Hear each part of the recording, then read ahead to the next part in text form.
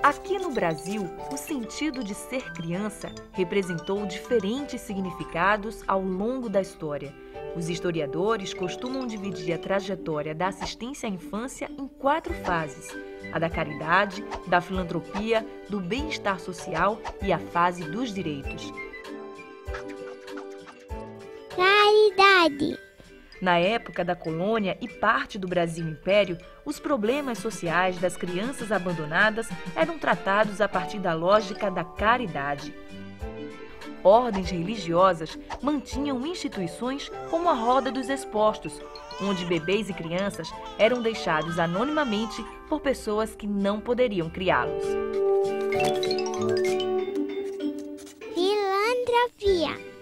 É no século XIX que a filantropia passa a fazer parte das práticas de atendimento às crianças e adolescentes que viviam em situação de abandono, pobreza ou em conflito com a lei. A primeira legislação brasileira, construída exclusivamente para nossos meninos e meninas, surgiu em 1927. O Código de Menores, elaborado pelo juiz Melo Matos, foi criado sob a perspectiva da vigilância e da punição.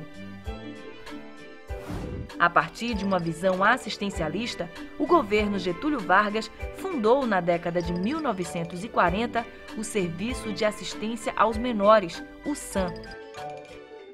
Neste mesmo período, a primeira-dama Darcy Vargas fundou a Legião Brasileira de Assistência, a LBA, inaugurando a tradição hoje ultrapassada do primeiro damismo no Brasil. Bem-estar social. Em 1964, ano da implantação do golpe militar, teve início a Política Nacional de Bem-Estar do Menor e, com ela, a Fundação de Bem-Estar do Menor, a FUNABEM, e as fundações estaduais, as FEBEMs. Neste período, a preocupação estava menos ligada aos direitos da infância e mais à segurança nacional. As ações de assistência social foram centralizadas pelo Estado. Crianças desassistidas eram consideradas carentes, menores abandonados e infratores. Alvo de denúncias, a FEBEM se tornou sinônimo de agressão e violência, fazendo surgir várias organizações sociais que questionaram o modelo FEBEM, a exemplo do Movimento Nacional dos Meninos e Meninas de Rua. Era dos direitos. Finalmente, com a Constituição Federal de 1988, começa a ser escrita uma nova história da infância no Brasil. É nesse cenário de democracia que surge em 1990 o Estatuto da Criança e do Adolescente, responsável pela universalização dos direitos da infância com respeito às diferenças. O Estatuto foi criado a partir da perspectiva da Declaração Universal dos Direitos da Criança e da Convenção Internacional dos Direitos da Criança e do Adolescente. Na realidade, falar do Estatuto da Criança e do Adolescente é mostrar a grande transformação que é sair de uma doutrina da situação irregular para uma doutrina da proteção integral. Na realidade, eu gosto até de salientar que é muito mais uma lei da inclusão social. Só existe o Estatuto da Criança e do Adolescente porque metade da população infantil e juvenil estão às margens das políticas públicas. Então, o Estatuto aparece para fazer uma grande revolução de incluir 100% das crianças e adolescentes desse país. Não é lei de primeiro mundo, não é lei de segundo mundo, é lei para um mundo que tem metade de suas crianças abaixo do nível de pobreza. A partir da existência desses conselhos, o Brasil começou a caminhar de forma mais decisiva no que se refere à formulação de políticas públicas, que esse é um dos principais papéis do Conselho de Direito. A formulação de políticas públicas no que se refere ao enfrentamento à violência sexual, ao combate à erradicação do trabalho infantil, programas voltados para a promoção da convivência familiar e comunitária, programas relacionados ao sistema socioeducativo, políticas públicas de um modo geral, no que se refere à educação, cultura, esporte, saúde. Então, enfim, o Conselho de Direitos da Criança e do Adolescente, ele tem esse principal papel, que é a formulação da política. Mas, além da formulação da política, é importante que o Conselho de Direito, seja o Conselho Nacional, o Estadual ou o Municipal, ele também faça o controle das políticas públicas. Em que medida as políticas públicas que são formuladas, elas estão sendo implementadas na direção de fazer com que cada vez mais os direitos humanos de criança e adolescente sejam universalizados. A sociedade precisa conhecer o papel do conselheiro tutelar. É esta sociedade que elege, que escolhe o conselheiro. E muitas vezes, por não saber do seu papel, quer atribuir o papel da polícia, o papel do Ministério Público, o papel do Judiciário, o papel do vereador ou o papel do gestor municipal.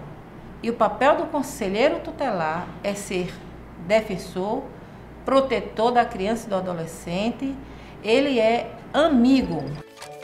E assim foi dado o mais importante passo para garantir à criança brasileira o direito de ser criança.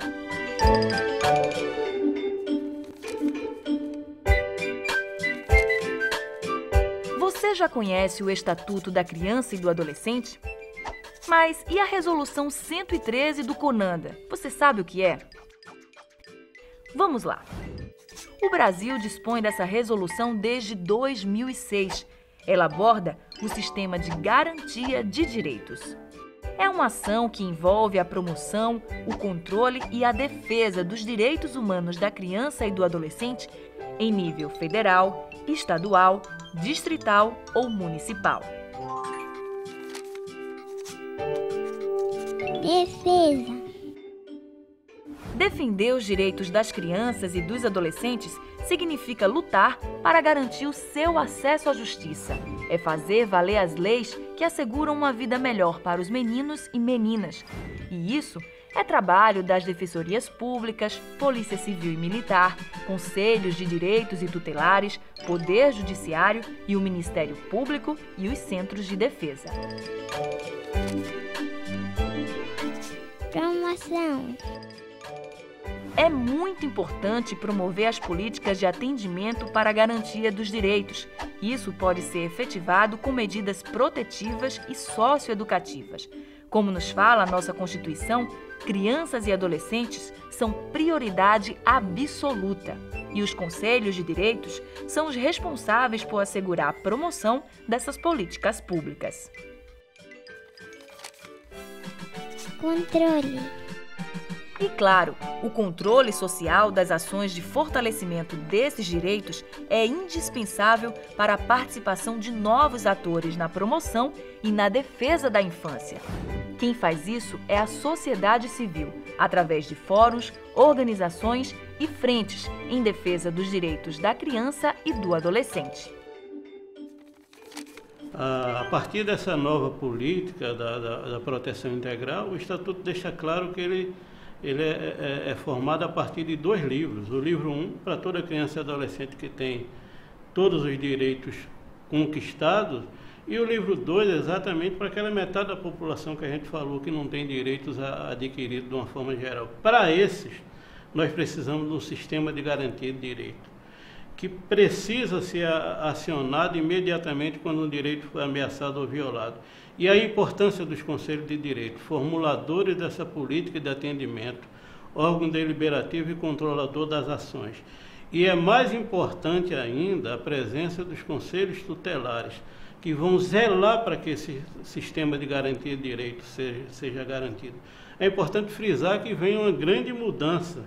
Nós saímos de uma política da verticalidade, onde FUNABEM, FEBEM, juiz de menores mandava, para a horizontalidade, onde juízes, promotores, conselhos de direito e conselhos tutelares, no mesmo patamar, decidem sobre a política da criança e adolescente. Esse é o sistema de garantia de direitos, o que faz o Estatuto funcionar na prática, garantindo a mudança na vida de meninos e meninas do nosso país.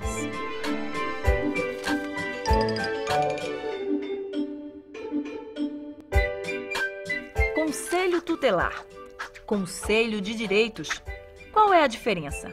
Para que eles servem? Que tal aprender um pouco mais?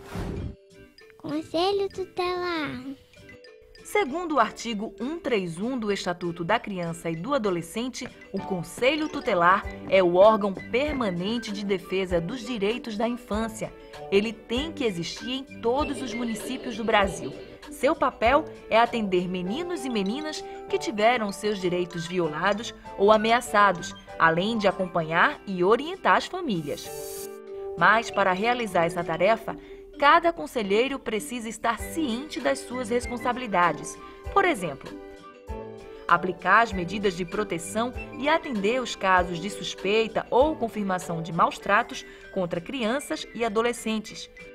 Ouvir com atenção todos os casos. O trabalho de escuta é fundamental para que as ocorrências sejam bem encaminhadas. Além de fiscalizar as entidades e instituições de atendimento, os conselheiros devem solicitar, quando necessário, a matrícula e acompanhar a frequência das crianças e adolescentes nas escolas. Uma das funções muito importantes no Conselho Tutelar, ao chegar a um atendimento, ao chegar uma criança, uma família, é a escuta. É ouvir e dessa ação a gente dá os direcionamentos. Seja uma criança que não tem a sua certidão de nascimento, seja uma criança que está fora da escola, seja uma criança que está em situação de abandono e negligência. O conselheiro tutelar, por ser uma pessoa da comunidade, ele é mais próximo. Ele é mais próximo da família, ele é mais próximo dos serviços comunitários, ele é mais próximo e é responsável por essa articulação também dentro das políticas públicas para poder ter a garantia desse direito. Conselho de Direitos. Tão importante quanto o Conselho Tutelar é o Conselho de Direitos. Este é o órgão que formula e acompanha a aplicação das políticas públicas para a criança e o adolescente.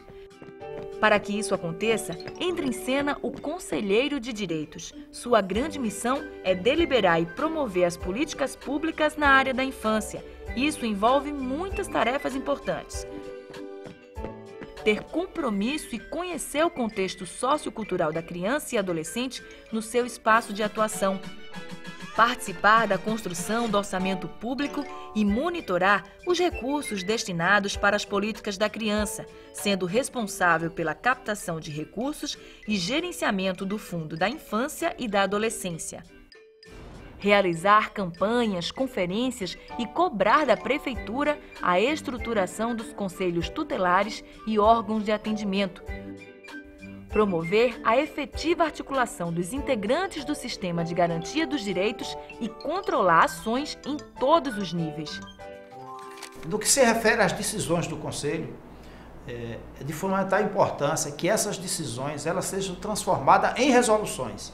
A resolução é o instrumento jurídico que dá vida, à decisão do Conselho da Criança e Adolescente. Então, a resolução ela precisa, para ter validade jurídica, ser publicada no Diário Oficial. E o que é importante é, nessa composição de governo e sociedade civil dentro do Conselho, é que nós temos, a partir dessa paridade, um órgão que tem a missão e a incumbência definida pela Constituição e pelo Estatuto da Criança e Adolescente de formular e deliberar a política pública, e essa política pública precisa ter sua certidão de nascimento através da publicação da resolução no Diário Oficial. Conselho Tutelar e Conselho de Direitos, duas entidades diferentes, mas com uma só causa: garantir os direitos das crianças e adolescentes.